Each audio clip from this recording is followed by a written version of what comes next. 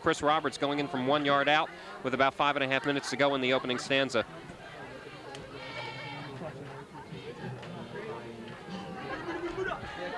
I'm crushed too.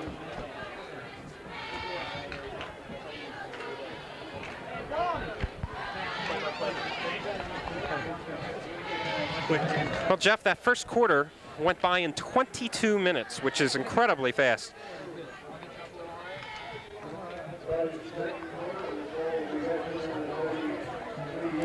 All right, Al, as you say, Abington looks very impressive in that first quarter. They've got a 7-0 advantage.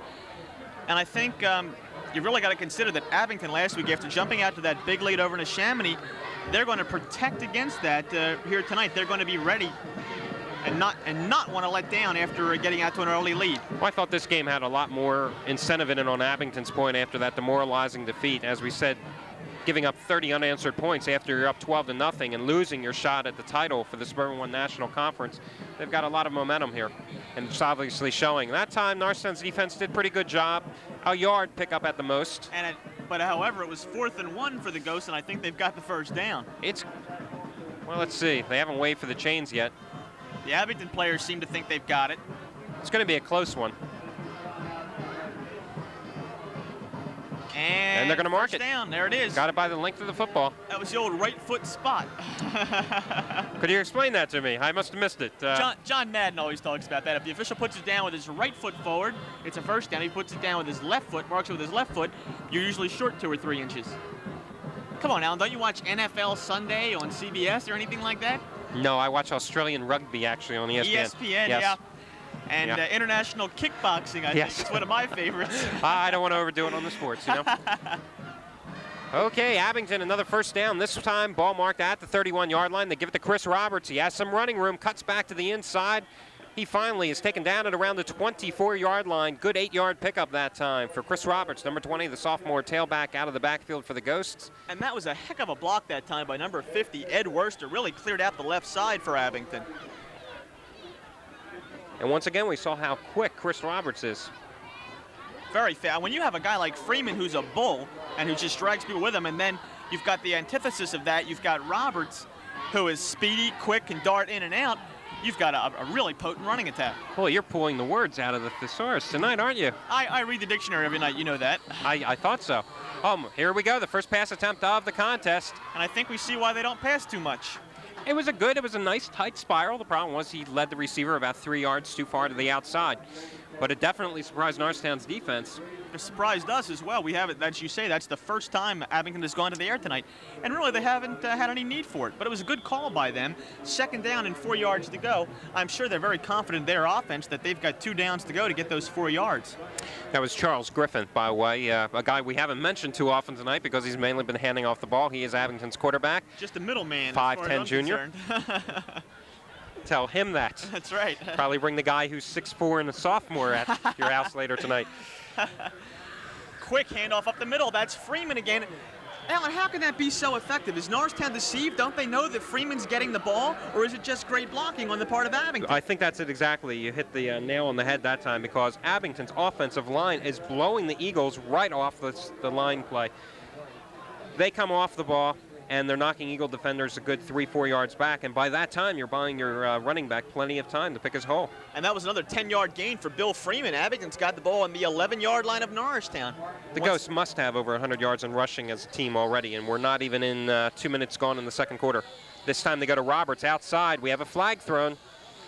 And that time Brooke Bugg had Roberts right in his sights, but Roberts evaded him, and Brooke Bugg is a fine ball player.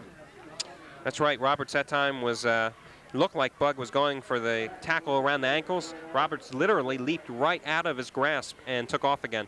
And you can see Bugg was disgusted with himself after the play was over, but... And I think the flag is going, yes, it is against Abington. Well, that's a break for Norristown. I think that's the first thing Abington's done wrong all night. That's the first time they've stopped him.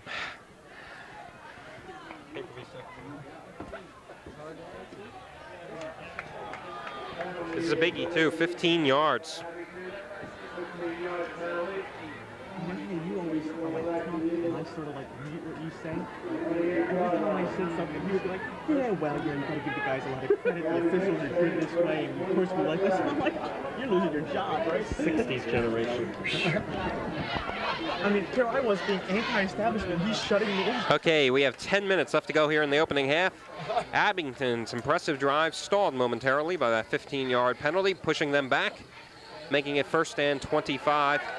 Greg Reinhardt, big play by Reinhardt to sack Charles Griffin. I think, Alan, perhaps Norristown's finally gotten the break they needed with that 15-yard penalty. I think maybe that fired up their defense. Okay, but explain to me this. You're facing a first and 25. You have been running on the Eagles' defense literally at will. You're not known as a throwing team. You've thrown your first play here in the second quarter. Why do you drop back the pass here instead of trying another run?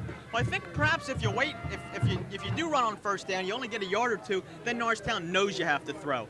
Here, perhaps you throw on first down. As you say, Norristown not expecting it. Maybe you do get the big play. Okay, I guess there's valid arguments on both sides of the coin.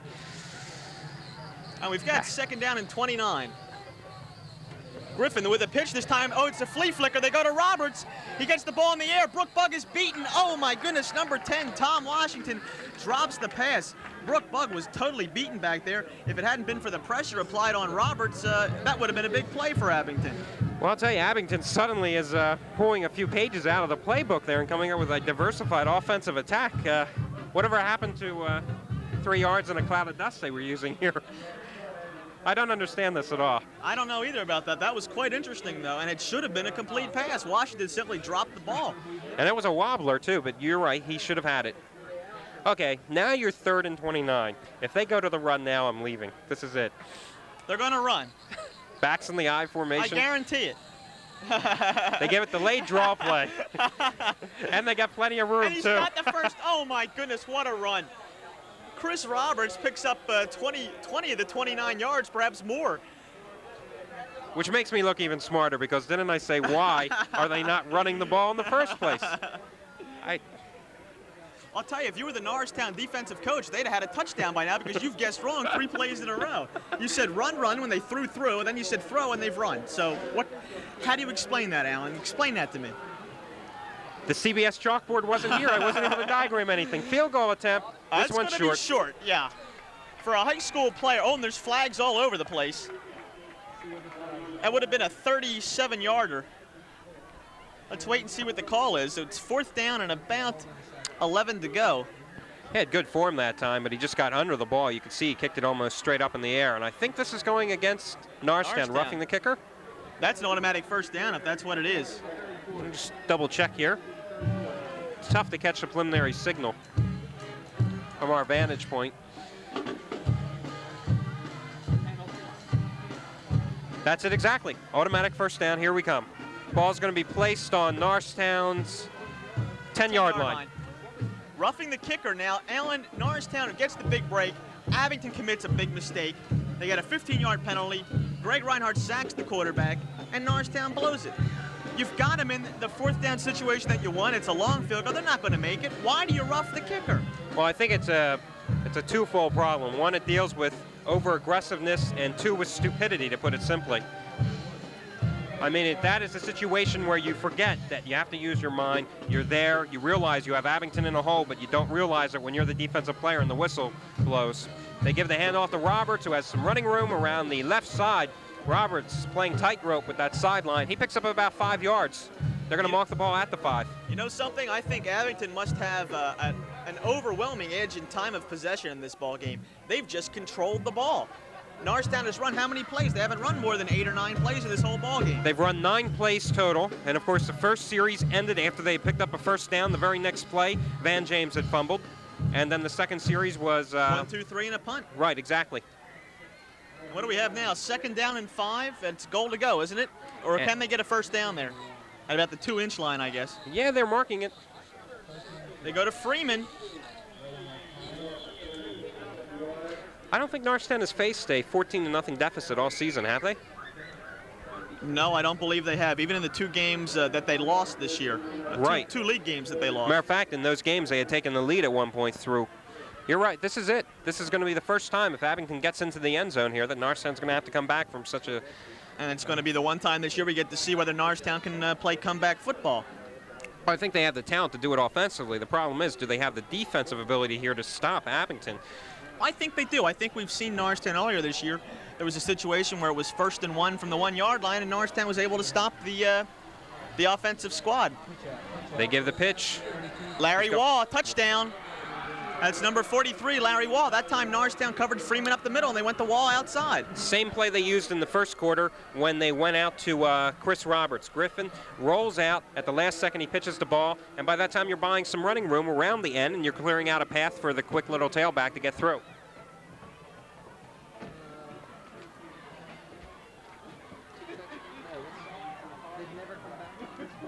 They haven't been in this situation yet this year.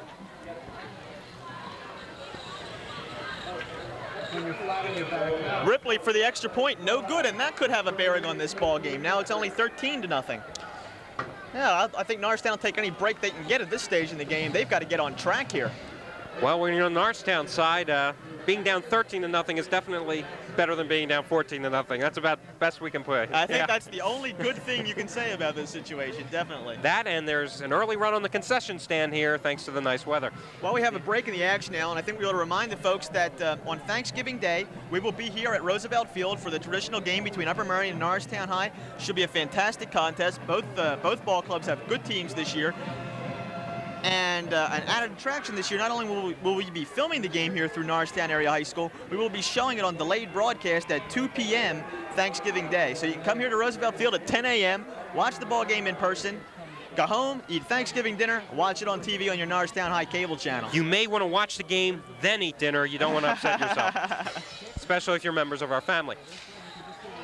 And that's number 40, Van James. No, it's not, is it? Oh, I said 40, and it's number 44. Forrest Davis. We saw Forrest Davis last week, Alan. Forrest Davis got some playing time at the end of the Tennant route, and Norristown taking over. The ball's being marked at the 33-yard line. That's where it's going to be 1st and 10. And now it's time for Norristown's offense to get in gear and buy some time for their weary defense. It's a real test for Norristown. They have got to sustain a drive here. As you say, Norristown defensive squad has been on the field for the major part of this ball game. They need a rest. They've got to regroup on the sidelines, and the Norristown offense has to get them back into this ball game for the halftime. Backs in the I formation. Jaquise Rochette, the up man. Van James back. Frank Casano, the quick drop. He's going out. That time to Billy Evans. The only problem is he overthrew the ball that time. Just led Evans a little too far. That Billy Evans just stood there and watched the ball go to his outside and then tried to drop for it. I don't know. I think he lost his footing out there, too, because the field is very slick due to the weather today.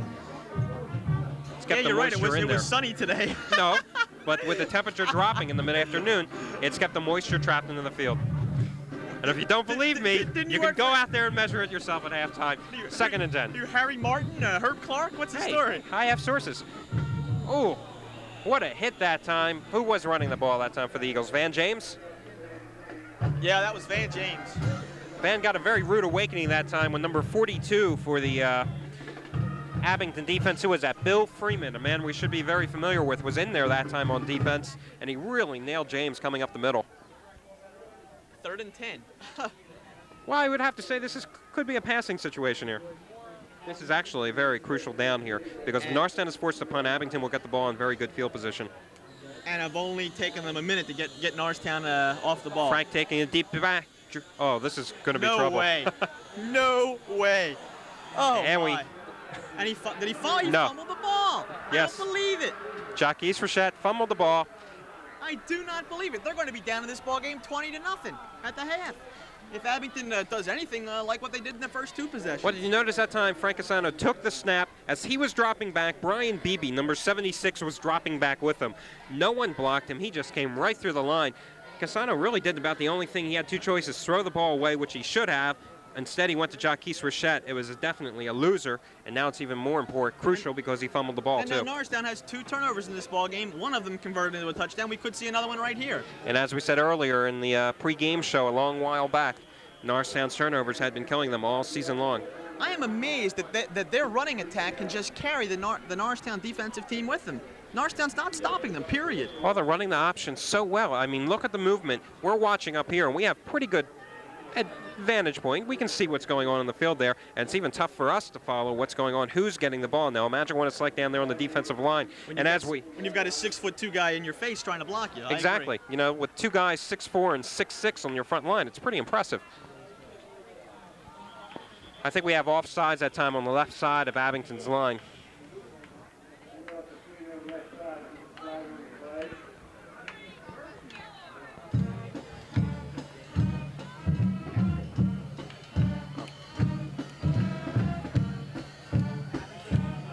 Abington is offside, so it'll move him back 5 yards, make it 2nd and 10.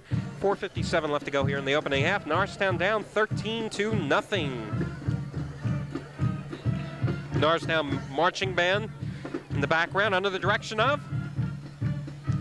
Sorry, Al, I don't know his name. I was counting on you.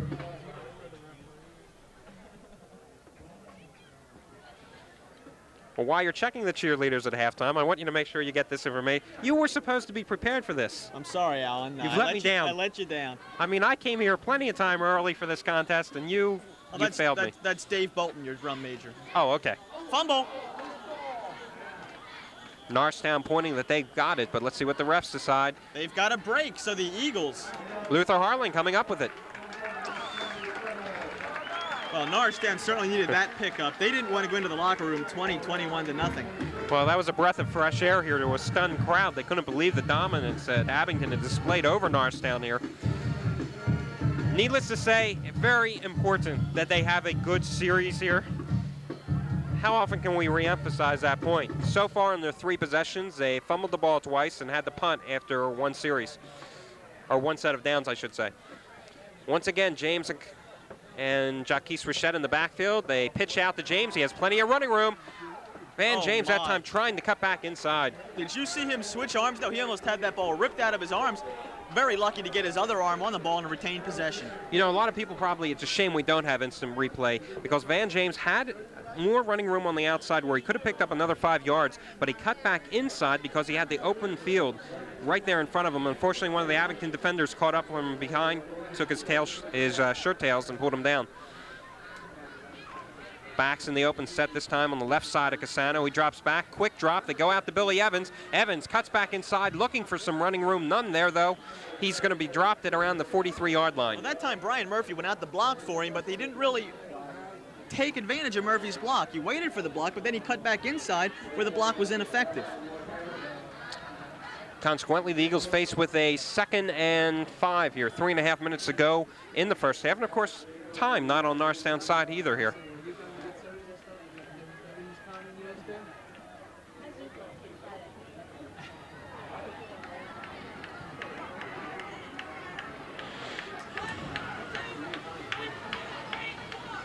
Frank Cassano getting pressured again. Gets rid of the pressure, throwing deep. He's got his man wide open. Billy Evans turns around, and he doesn't catch up to the ball. Jeff, I'm waiting for your analysis there. My analysis, he dropped the ball. It was right there. I mean, he had to turn around once, but the ball was thrown so high, there's no reason he shouldn't have caught the ball. He took his eye off it. That's it exactly. He looked like an outfielder going back for the deep fly. He got himself caught up with his feet, and Billy Evans just walking off the field by himself at the end of the Eagles bench. He knows he blew it. There he is. Billy Evans, a lot of good catches this year. Unfortunately, he's going to remember this one for a while. There's Norristown right back in the ball game with that quick strike. And more importantly, let's stress how successful Frank Cassano was. He was rushed continually. He rolled out, found himself some running room, and still managed to launch that ball. Now, I don't understand that call at all. They go to the handoff to Van James from the slot position, and he loses 3 yards.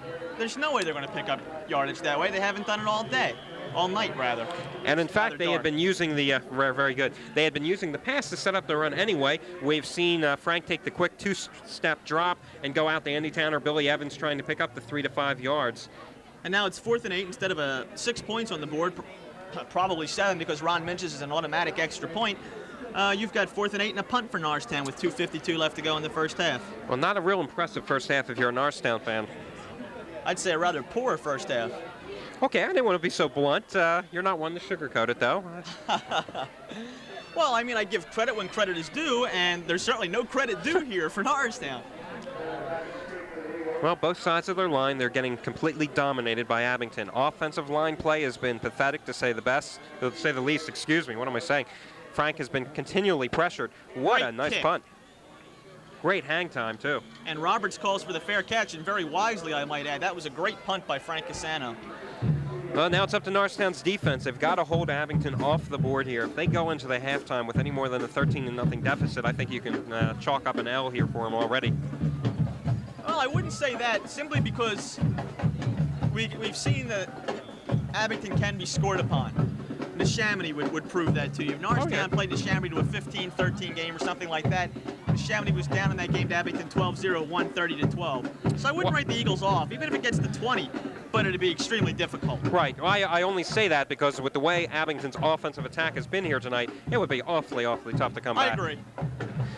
Well, guess what? They go right up the middle again, but this time Norristown stops them. No gain.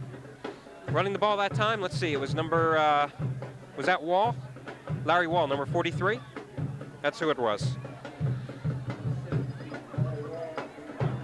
I think we need new spotters down there on the field, don't you? Yeah.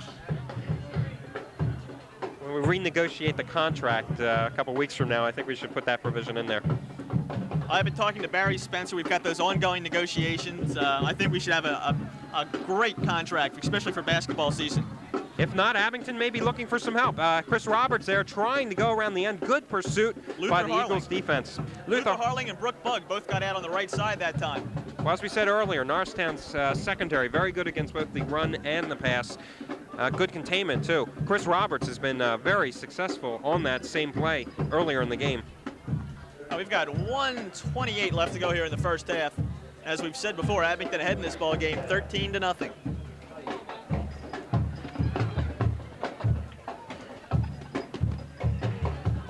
I don't know. Tony Koya's got a mic back in his hands. This could be the start of something new. Well, I figured we had to come out of retirement over here with about 1 minute and 4 seconds left on the clock, Jeff. And they go to Freeman up the middle again, Tony. And, I haven't seen that play for a little bit.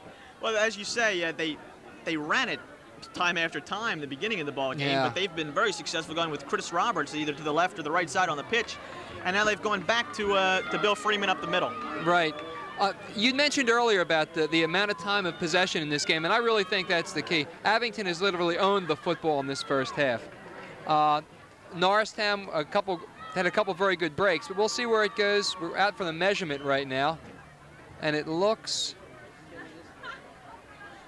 like they're a little bit shy of it. A little bit short, yeah. Oh, he's saying a foot. Good. Now, what's your impression here in the first half? You were sitting here right next to us watching the ball game as we called the first half. Well, do you agree with our consensus that Norristown's being beaten in just about every facet of the game? I agree. I was a little more concerned with breaking one of our new cameramen. Treese Bechtel is starting to run camera with us for this game, but I pretty much agree exactly with what you folks were saying. It's been a very tough first half. It'll be interesting to speculate on what Roger Grove is going to tell his guys when they get into the locker room for the first half. Let's see where they go.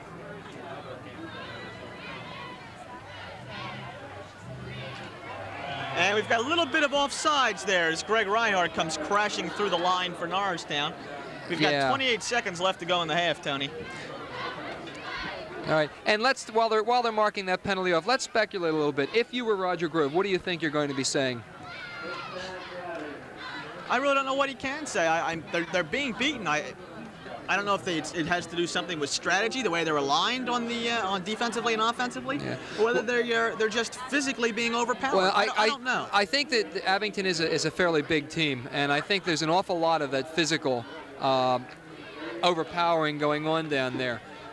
Abington has not, or Norristown hasn't seemed to be able to make anything happen like they've been able to in the past, though. They've always seemed to be able to make something happen for themselves, and I have a feeling Roger's going to talk to his guys about executing, and then he's going to attempt to tell them to see if they can make the big play.